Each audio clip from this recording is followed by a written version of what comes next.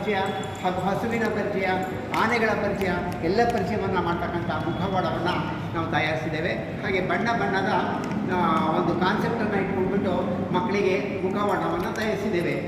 ಈ ಮುಖವಾಡ ಕೂಡ ನಿಜಕ್ಕೂ ಮಾನವನ ದೇಹದ ಒಳಗಿನ ನೋವನ್ನು ಮರೆಸುತ್ತದೆ.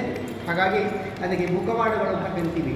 ಈ ಮುಖವಾಡ ಹಾಕ್ತಕ್ಕಂಥ ನಮಗೆ ಯಾತಕಪ್ಪ ಆಗುತ್ತೆ ಅಂದರೆ, ನಾಟಕ ಮಾಡಬೇಕಾದ್ರೆ, ಹಾಗೆ ಏಕಪಾತ್ರ ಮಾಡ್ಕೊಳ್ಬೇಕಾದ್ರೆ, ಒಂದು ಹಸುವಿನ ಪಾತ್ರ ಮಾಡಬೇಕಾದ್ರೆ, ಸಿಂಹದ ಪಾತ್ರ ಮಾಡಬೇಕಾದ್ರೆ, ಹುಲಿಯ ಪಾತ್ರ ಮಾಡಬೇಕಾದ್ರೆ, ಎಲ್ಲ ಪಾತ್ರಕ್ಕೂ ಕೂಡ ಇಂತಹ ಮುಖವಾಡವನ್ನು ಮಾಡುವ ಉದ್ದೇಶವಾಗಿದೆ.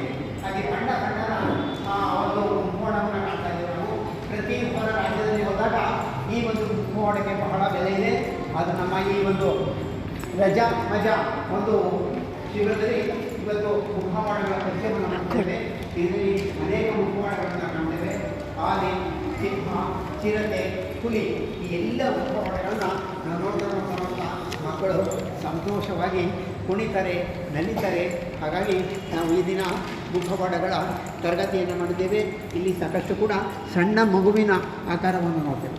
ಚಿಕ್ಕ ಚಿಕ್ಕ ಮಕ್ಕಳು ಕೂಡ ತುಂಬ ಖುಷಿಯಾಗಿ ಇಲ್ಲಿ ಆಟ ಆಡ್ತಾರೆ. ಅಭಿನಯ ಗೀತೆಗಳನ್ನು ಉಪಯೋಗಿಸಲು ನಾವು ಈ ಒಂದು ಮುಖವಾಡವನ್ನು ಉಪಯೋಗಿಸ್ತೀವಿ.